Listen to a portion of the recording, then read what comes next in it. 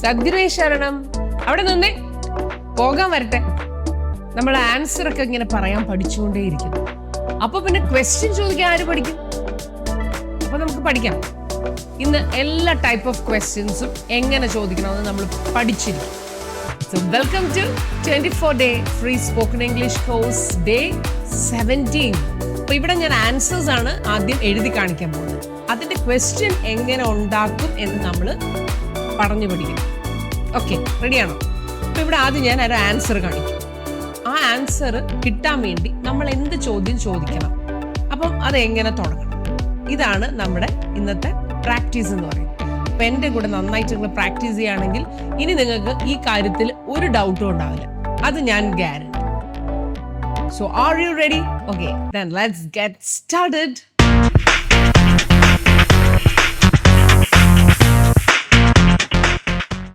Welcome to English Guru's brand new episode. I'm Ashalada Srijit. ഒരു പ്രധാന കാര്യം പറയാനുണ്ട്.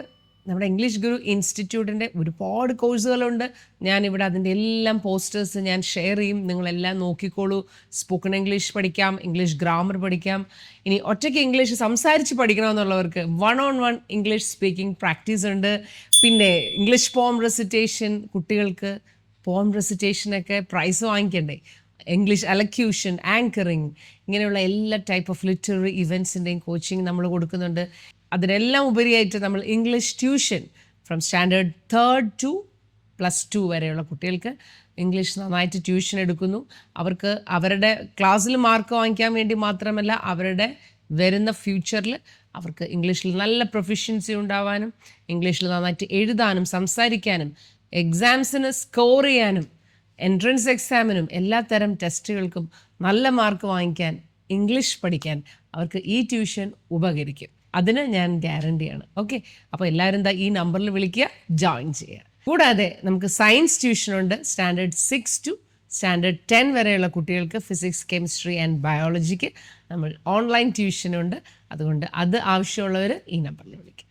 അപ്പോൾ ഇനി ഒട്ടും വൈകാതെ നമുക്ക് ക്ലാസ്സിലേക്ക് കിടക്കാം. അപ്പോൾ ആദ്യത്തേത്, she drinks tea every morning. ഇതാണ് ഉത്തരം. കൂടാതെ നിങ്ങൾക്കുള്ള പ്രാക്ടീസ് ക്വസ്റ്റ്യൻ ഉണ്ടാവും. അതിൻ്റെ ആൻസേഴ്സ് ഒക്കെ നിങ്ങൾ ടൈപ്പ് ചെയ്ത് കമൻറ്റ് ബോക്സിൽ ഇടുകയും വേണം. അപ്പോൾ എനിക്ക് അറിയാൻ പറ്റും നിങ്ങൾക്കിത് മനസ്സിലായോ ഇല്ലയോ എന്ന്. She drinks tea every morning. അവൾ എല്ലാ ദിവസവും ചായ കുടിക്കും അല്ലെങ്കിൽ ചായ കുടിക്കാറുണ്ട്. ഇതാണ് ഈ സെൻറ്റൻസിൻ്റെ അർത്ഥം. അങ്ങനെ ഒരു ഉത്തരം ഒരാൾ പറയണമെങ്കിൽ നിങ്ങൾ എന്തായിരിക്കും അവരോട് ചോദിക്കേണ്ടത്? അതെ, ഉൾട്ട പുൾട്ട എന്ന് കേട്ടിട്ടില്ലേ? അതാണ് ഉത്തരം ആദ്യം, ചോദ്യം പിന്നെ.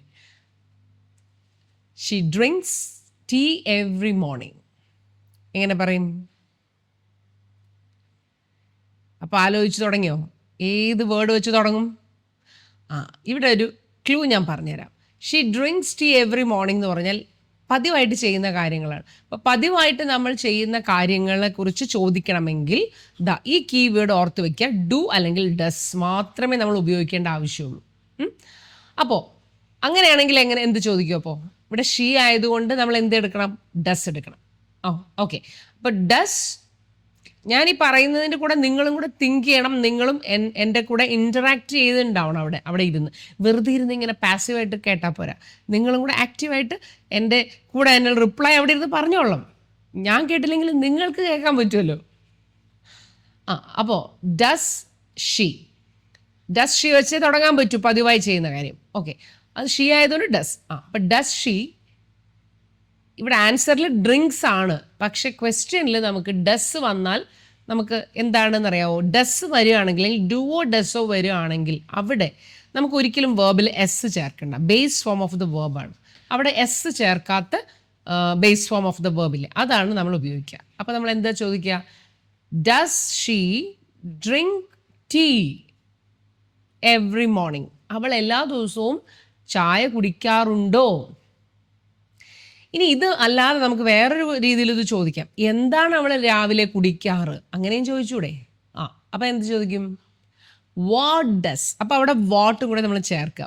What does she drink every morning. Easy അല്ലേ? അപ്പോൾ ഇതാണ് നിങ്ങൾ ഓർത്ത് വെക്കേണ്ടത്. എന്താണ്, പതിവായിട്ട് ചെയ്യുന്ന കാര്യങ്ങളെക്കുറിച്ച് ചോദിക്കാൻ നിങ്ങൾക്ക് തോന്നിയാൽ അപ്പോൾ ഡൂവും ഡസും ഉപയോഗിച്ചോളാം. ഓക്കെ, അപ്പോൾ ഇനി നിങ്ങൾക്കുള്ള ആൻസറാണ് ഞാൻ തരുന്നത്. അതിൻ്റെ ക്വസ്റ്റ്യൻ നിങ്ങൾ കണ്ടുപിടിക്കണം, ടൈപ്പ് ചെയ്ത് കമൻറ്റ് ബോക്സിൽ ഇടണം. ദേ പ്ലേ ഫുട്ബോൾ എവറി ഈവനിങ്. എല്ലാ ദിവസവും വൈകുന്നേരം അവർ ഫുട്ബോൾ കളിക്കും. എന്നുവെച്ചാൽ അവർ കളിക്കാറ്, പതിവായിട്ട് അവർ കളിക്കും. അപ്പോൾ നമ്മളത് എങ്ങനെ ചോദിക്കും? ഇതിൽ ഡുവോ ഡസോ ആണ് തുടങ്ങേണ്ടത്, പതിവായി ചെയ്യുന്ന കാര്യമാണ്. ഇനി ബാക്കി നിങ്ങൾക്ക് പറയാൻ പറ്റും. അതിൻ്റെ ഫോമാറ്റ് ഇതാണ്. ഈ ഫോമാറ്റ് പഠിക്കുന്നത് നല്ലതാണ്. ഡു അല്ലെങ്കിൽ does plus subject plus verb, പിന്നെ ബാക്കി. ഇതിങ്ങനെ ഓർത്ത് വെച്ച് നമുക്ക് ഇഷ്ടംമാതിരി ക്വസ്റ്റ്യൻസ് ഉണ്ടാക്കാൻ പറ്റും. അല്ലെങ്കിൽ നിങ്ങൾ ഉണ്ടാക്കി നോക്കിക്കേ. നിങ്ങളവിടെ കുത്തിയിരുന്ന് ഈ ഒരു ഫോമാറ്റിൽ കുറേ ക്വസ്റ്റ്യൻസ് ഉണ്ടാക്കി നോക്കൂ. അവൾ രാവിലെ എഴുന്നേൽക്കാറുണ്ടോ, അവൾ ഓഫീസിൽ പോകാറുണ്ടോ, അവൾ പഠിക്കാറുണ്ടോ, അന്ന് അങ്ങനെ ചോദിച്ചു നോക്കൂ. അപ്പോൾ നിങ്ങൾക്ക് നന്നായിട്ട് അത് ഈസി ആയിട്ട് തോന്നും. മനസ്സിലായത്? Next one, they are playing outside now. അവർ ഇപ്പോൾ പുറത്ത് കളിക്കുകയാണ്. അപ്പോൾ എന്ത് ചോദ്യമായിരിക്കും നമ്മളവിടെ ചോദിക്കുക? അവർ എന്താണ് ഇപ്പോൾ ചെയ്യുന്നത് എന്നല്ലേ ചോദിക്കണ്ടേ? അപ്പോൾ എങ്ങനെ ചോദിക്കും? എന്താണ് ഇപ്പോൾ ചെയ്യുന്നത്. അപ്പം എന്താണ് എന്നാണ് നമുക്ക് തുടങ്ങേണ്ടത് അല്ലേ? അപ്പോൾ നമുക്ക് ചോദിക്കാം, what are they doing now. അവർ എന്താണ് ഇപ്പോൾ ചെയ്യുന്നത്. അപ്പോൾ what are they doing now എന്ന് ചോദിച്ചാൽ മതി. കാരണം answer they are playing outside എന്ന് വന്നതുകൊണ്ട് നാച്ചുറലി അതിന് മാച്ച് ചെയ്ത ക്വസ്റ്റ്യൻ ആയിരിക്കും നമ്മൾ ചോദിക്കുക. What are they doing now. അതൊരു ടൈപ്പ് ഓഫ് ക്വസ്റ്റ്യൻ, അതൊരു രീതി. ഇനി വേറെ രീതിയിൽ നമുക്ക് ചോദിക്കാം, അവർ ഇപ്പോൾ കളിക്കുകയാണോ, അവർ ഇപ്പോൾ പുറത്ത് കളിക്കുകയാണോ. അപ്പോൾ അവിടെ നമുക്ക് ആണോ എന്നുള്ളതാണ് അവിടുത്തെ, കളിക്കുകയാണോ എന്നാണ് ചോദിക്കേണ്ടത്. അപ്പോൾ ഈ ആണോ എന്ന് ചോദിക്കേണ്ടി വരുമ്പോൾ നമ്മൾ എന്താ ചെയ്യേണ്ടതെന്നറിയോ? അതാണ് നിങ്ങൾ നോട്ട് ചെയ്യേണ്ടത്. ഇവിടെ നമ്മൾ ഈസ് അല്ലെങ്കിൽ ആം അല്ലെങ്കിൽ ആർ ഉപയോഗിക്കണം. ആണോ എന്ന് ചോദിക്കാനാണെങ്കിൽ നമുക്ക് ഈസ് ആം ആർ ആണ് ഉപയോഗിക്കേണ്ടത്. മനസ്സിലായി? അപ്പോൾ ഇവിടെ അവരല്ലേ, ദേ ആർ പ്ലേയിങ് ആയതുകൊണ്ട് നാച്ചുറലി നമുക്ക് എങ്ങനെ തുടങ്ങാം? ആർ വെച്ചാണ് തുടങ്ങേണ്ടത് അല്ലേ? അപ്പം ആർ, അപ്പോൾ പ്ലസ് സബ്ജക്റ്റ് ആർ ദേ, പിന്നെ verb playing outside. Are they playing outside now. അവർ ഇപ്പോൾ പുറത്ത് കളിക്കുകയാണോ.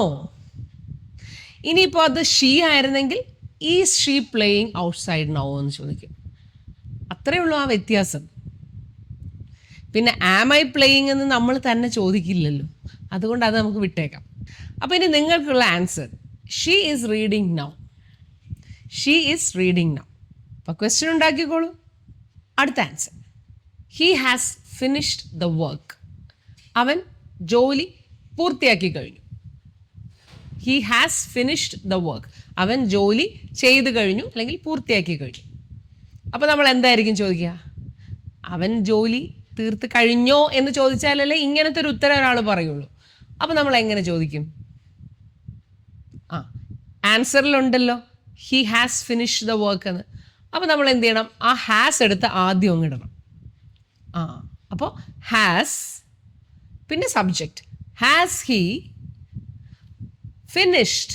അപ്പോൾ അവിടെ നമ്മൾ ഓർക്കേണ്ടത് എന്താണ്? ഹാസും ഹാവും ഹാഡും, ഇത് മൂന്നും വരുമ്പോൾ നമ്മൾ എപ്പോഴും V3 ഫോം ഓഫ് ദ വേർബാണ് ഉപയോഗിക്കേണ്ടത്, പാസ്റ്റ് പാർട്ടിസിപ്പിൾ. അപ്പോൾ ഇവിടെ ഫിനിഷ്ഡ്, അതാണ് past participle. Finish, finished, finished. V1 finish, V2 finished, V3 finished. അപ്പോൾ ആ മൂന്നാമത്തെ ഫിനിഷ്ഡാണ് നമ്മളിവിടെ ഉപയോഗിച്ചിരിക്കുന്നത്. അപ്പോൾ നമ്മൾ എങ്ങനെയാണ് ക്വസ്റ്റ്യൻ ചോദിക്കുക? Has he finished the work. മനസ്സിലായല്ലോ? അപ്പോൾ ഇനി നിങ്ങൾക്കുള്ളത്, they have clean the room. അപ്പോൾ പെട്ടെന്ന് ക്വസ്റ്റ്യൻ എഴുതി ടൈപ്പ് ചെയ്തോളൂ. ഒരു കാര്യം ചെയ്താൽ മതി, ഇതെല്ലാം നമ്മൾ ക്വസ്റ്റ്യൻ അവിടെ എഴുതി വെച്ചിട്ട് അവസാനം ഈ എല്ലാ ക്വസ്റ്റ്യനും കൂടെ കമൻറ്റ് ബോക്സിൽ ഒന്ന് ടൈപ്പ് ചെയ്തിടണം. അടുത്തത് നോക്കിയോളൂ. She has been studying for 2 hours. അവൾ 2 മണിക്കൂറായിട്ട് പഠിച്ചുകൊണ്ടിരിക്കുകയാണ്. മനസ്സിലായി? 2 മണിക്കൂറായിട്ട് അവൾ പഠിച്ചുകൊണ്ടിരിക്കുകയാണ്. ഇതാണ് ഉത്തരം. അപ്പം ഇങ്ങനൊരു ഉത്തരം കിട്ടണമെങ്കിൽ നമ്മൾ എന്ത് ചോദ്യമായിരിക്കും ചോദിക്കുക? അവൾ 2 മണിക്കൂറായിട്ട് പഠിച്ചുകൊണ്ടിരിക്കുകയാണോ എന്ന് ചോദിക്കുമ്പോഴല്ലേ നാച്ചുറലി ഈ ഒരു ഉത്തരം കിട്ടുള്ളൂ. അല്ലെങ്കിൽ നമ്മൾ ചോദിക്കും, അവൾ ഇത്രയും നേരമായിട്ട് എന്ത് ചെയ്തുകൊണ്ടിരിക്കുകയാണ്. അപ്പോൾ 2 രീതിയിൽ നമുക്ക് ചോദിക്കാം. ഏതായാലും നമുക്ക് ആദ്യത്തെ രീതിയിൽ ഹാസ് ആദ്യം കൊണ്ടിടുക. ബാക്കി ആൻസറിൽ തന്നെ ഉണ്ട് ക്വസ്റ്റ്യൻ. ഹാസ് ഷീ ഹാസ് കഴിഞ്ഞാൽ എന്തായാലും സബ്ജക്റ്റ് ആണ് വരിക. Has she been studying for 2 hours? Has she been studying for 2 hours? ഇനി എന്താണ് അവൾ 2 മണിക്കൂറായിട്ട് ചെയ്തുകൊണ്ടിരിക്കുന്നത് എന്നാണ് ചോദിക്കേണ്ടതെങ്കിൽ എന്ത് ചെയ്യണം? ഒരു വാട്ട് കൂടെ അവിടെ ഫ്രണ്ടിൽ ചേർത്താൽ മതി. വേറെ ഒന്നുമില്ല. What has she been doing four 2 hours? What has she been doing four 2 hours? Easy ആയില്ലേ? ഇനി നിങ്ങൾക്കുള്ളത് he has been working all day. He has been working all day. അപ്പോൾ ക്വസ്റ്റ്യൻ കണ്ടുപിടിച്ചല്ലോ. അപ്പോൾ എഴുതിക്കോളൂ. അടുത്തത് I visited my grandmother yesterday. ഞാൻ എൻ്റെ grand മദറിനെ ഇന്നലെ സന്ദർശിച്ചു. Visited, I visited. അപ്പോൾ ക്വസ്റ്റ്യൻ എന്തായിരിക്കും? ഇങ്ങനെ ഒരു ഉത്തരം ഒരാൾ പറയണമെങ്കിൽ നീ ഗ്രാൻഡ് മദറിനെ ഇന്നലെ നീ പോയി കണ്ടോ എന്ന് നമ്മൾ ചോദിക്കുമ്പോഴല്ലേ yes I visited my grandmother yesterday എന്ന് ഒരാൾ പറയുള്ളൂ. അപ്പോൾ നമ്മൾ എന്തായിരിക്കും ചോദിക്കുക? ഐ വിസിറ്റഡ് എന്ന് പറയുമ്പോൾ തന്നെ നമുക്കറിയാം അത് പാസ്റ്റ് ടെൻസ് ആണല്ലോ, ഇന്നലെ ചെയ്ത കാര്യമാണ്. അപ്പോൾ അങ്ങനെ നമുക്ക് ഇന്നലത്തെ കാര്യങ്ങൾ അല്ലെങ്കിൽ കഴിഞ്ഞ ആഴ്ച ആവട്ടെ ചെയ്തോ പോയോ കണ്ടോ പറഞ്ഞോ കഴിച്ചോ ഉറങ്ങിയോ ഇങ്ങനെയൊക്കെ ചോദിക്കണമെങ്കിൽ ഇതൊക്കെ നോട്ട് ചെയ്ത് വെച്ചോളാം കേട്ടോ. ഡിഡ് വെച്ച് ചോദിച്ചാൽ മതി. അപ്പോൾ നമ്മൾ എങ്ങനെ തുടങ്ങണം? Did you visit. കാരണം എന്താണെന്നറിയോ, നമ്മൾ ഡിഡിൻ്റെ കൂടെ എപ്പോഴും നമ്മൾ ബേസ് ഫോം ഓഫ് ദ വേർബാണ് ഉപയോഗിക്കുക. ഡിഡ് യു വിസിറ്റഡ് എന്ന് പിന്നെ ചോദിക്കേണ്ട ആവശ്യമില്ല. Did is already past tense. അപ്പം നമ്മൾ പിന്നെ ഡിഡ് കഴിഞ്ഞാൽ പിന്നെ നമ്മൾ ബേസ് ഫോം ഉപയോഗിച്ചാൽ മതി. അപ്പോൾ did you visit your grandmother yesterday? നീ ഇന്നലെ ഗ്രാൻഡ് മദറിനെ വിസിറ്റ് ചെയ്തോ? ഈസി അല്ലേ? ഇപ്പോൾ അവൻ പോയോ? Did he go? അവർ വന്നോ? Did they come? അപ്പോൾ അതൊക്കെ ഇങ്ങനെ നമ്മൾ പ്രാക്ടീസ് ചെയ്യണം. ഇതുപോലെ പല പല ക്വസ്റ്റ്യൻസ് ഉണ്ടാക്കി പഠിക്കണം. അപ്പോൾ ഇവിടുത്തെ സ്ട്രക്ചർ നിങ്ങൾക്ക് ഇപ്പോൾ മനസ്സിലായി. Did plus subject plus V1. ഇനി നിങ്ങൾക്കുള്ളത് she watched a movie yesterday. അവൾ ഇന്നലെ ഒരു സിനിമ കണ്ടു. അപ്പോൾ ക്വസ്റ്റ്യൻ ഉണ്ടാക്കിക്കോളൂ. അടുത്ത answer they were watching a movie at night. അവർ രാത്രി ഒരു സിനിമ കാണുകയായിരുന്നു. രാത്രിയിൽ അവരൊരു സിനിമ കാണുകയായിരുന്നു. അപ്പോൾ നമ്മൾ എന്തായിരിക്കും ചോദിക്കുക? അവർ ഈ രാത്രി എന്ത് ചെയ്യുകയായിരുന്നു എന്നല്ലേ നമ്മൾ ചോദിക്കുക. അല്ലെങ്കിൽ അവർ സിനിമ കാണുകയായിരുന്നോ? രാത്രി അവർ സിനിമ കാണുകയായിരുന്നോ? ഇങ്ങനെ രണ്ട് രീതിയിൽ നമുക്ക് ചോദിക്കാമല്ലോ. അപ്പോൾ ഇവിടെ they were watching a movie at night എന്ന് പറഞ്ഞ സ്ഥിതിക്ക് നമുക്ക് ഈ വേറെടുത്ത് ആദ്യം ഇടണം.